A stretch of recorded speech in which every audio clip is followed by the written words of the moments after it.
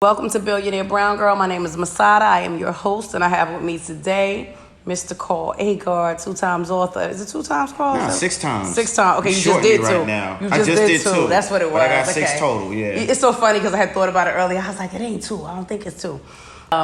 He's written 6 books on finances.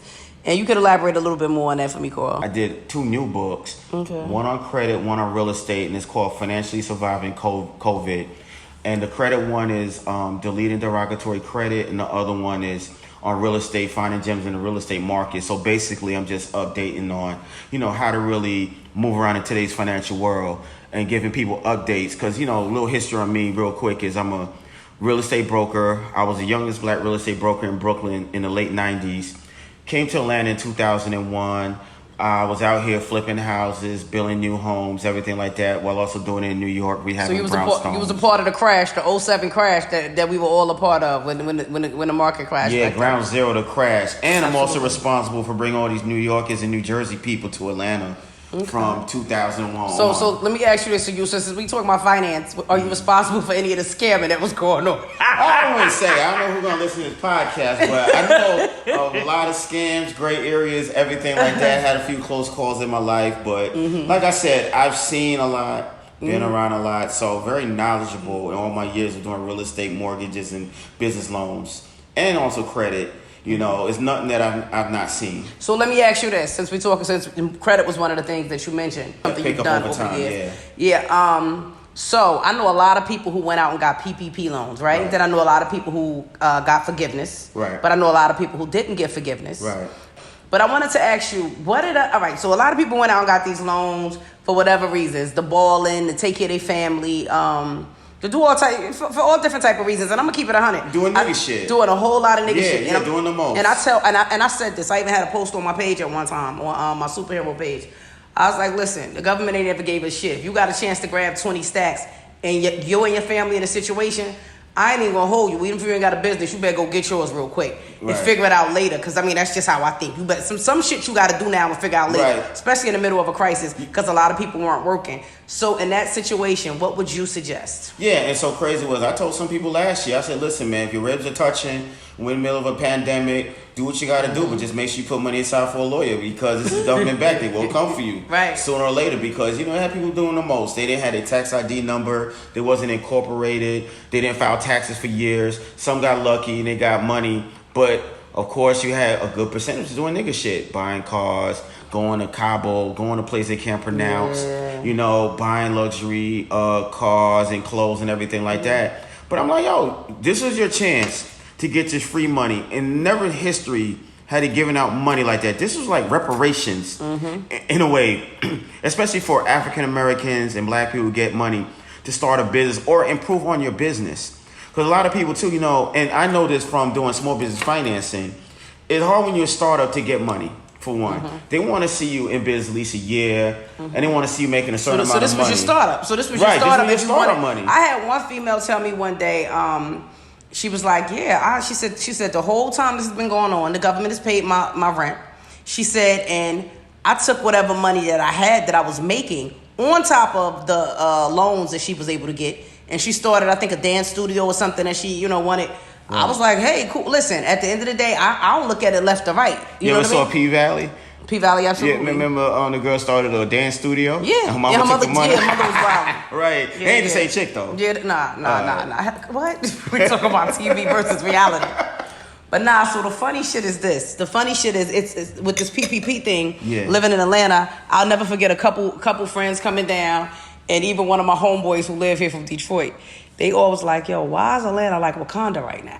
And it was funny because you didn't even enjoy going out. Like if you went to your regular spots to eat, right. You went to Blue or you went to Copper Cove, anywhere you went, people doing the most. Atlanta wasn't fun no more because it was like everybody was out. But not even out. Everybody up. If everybody up, it ain't no fun. Like nigga, it's better when you just see who the bosses quote unquote are. Right. Because I'm gonna tell you this scamming take a little bit of art sometimes. You understand what I'm saying? If they giving PPP money away, it's no fun. I like the idea of the art a little bit. Like okay, that nigga know how to go and get his. Right. You know what I'm saying? I still got that North girl. But it was handed to them, and then they was doing. That's why it wasn't no fun. No, but that's how you said. All right, with the rest of me, I like to shop. I like to buy clothes.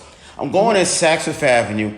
And it was crazy in there. The lines was ridiculous. I mean, little babies walking around with the Gucci shoes. You know, little Nene didn't know how to act. Yeah. People that smell like weed. They was weaving and sand like crazy up in there. My reps in there was looking all nervous. You know what I'm saying? I just wanted to get some sneakers and leave. I was like, yo, this is crazy up in here. It was hard to get any kind of help. help. Like you said, it was like Wakanda. Yeah. Wakanda means Jamaica, Queens. It was crazy.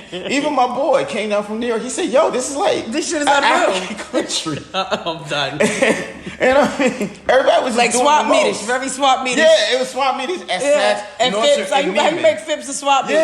Yeah, it was crazy. And I mean, my raps was looking all nervous. Babies walking around with jewelry on. I mean, you know, they were scared to tell the baby sit down because they want the mama to beat them up. Right. Yo, cats in tight t-shirts walking around. Yeah, but I think I honestly think, I definitely know Atlanta was on 10 with it.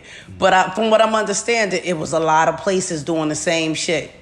A lot of other places was doing. New York was killing it too. New York, Houston, whatever. But Atlanta's always the most. Yeah, even let me tell you, even with the real estate days, right? There was a time frame from 01 to about 08 to the market crash where they made it very easy to get houses. Right. It was like, you know, they call it no income, no asset, you know, and I was a mortgage broker, or still am. But, you know, we was doing those loans. No income, no asset. You fill out your application. You just say, okay, I'm a hairdresser, right? You just say how much you make. They'll give you a loan. And they didn't want no documentation. Atlanta did the most. Man, crackheads talking about they own a car shop. They was getting houses. Then you think they do the right thing with the house, they turn into a crack house. They got foreclosed. Somebody by the time the market crashed, then they look at guys like me that was doing the right thing. I loved it. And want to get us in trouble.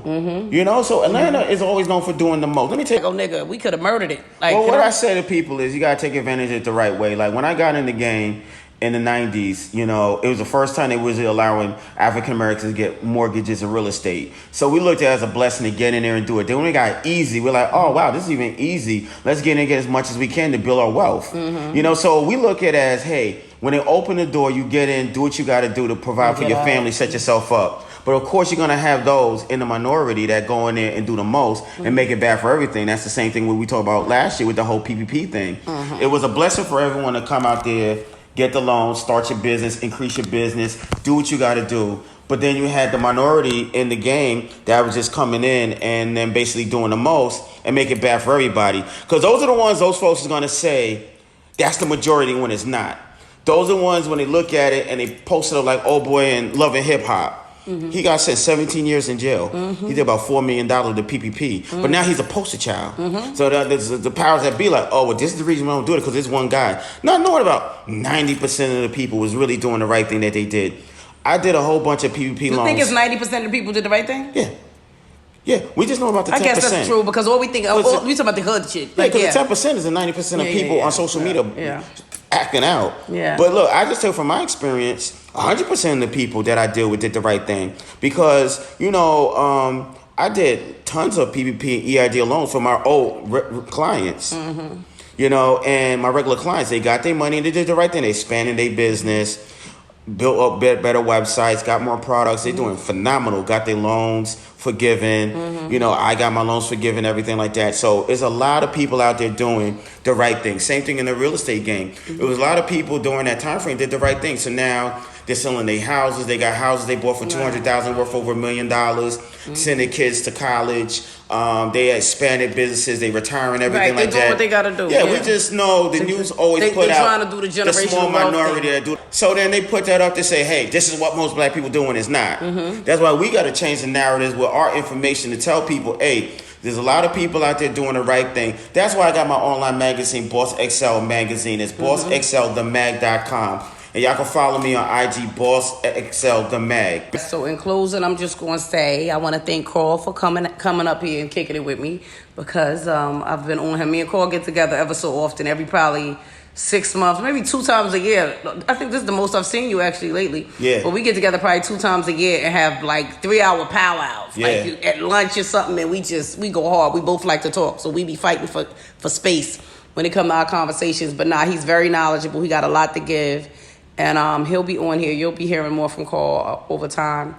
Thanks again for tuning in to Billionaire Brown Girls. Again, that was Carl Agard, 6-time author, owner of Boss Magazine. Boss XL Magazine. And thank you again for tuning in.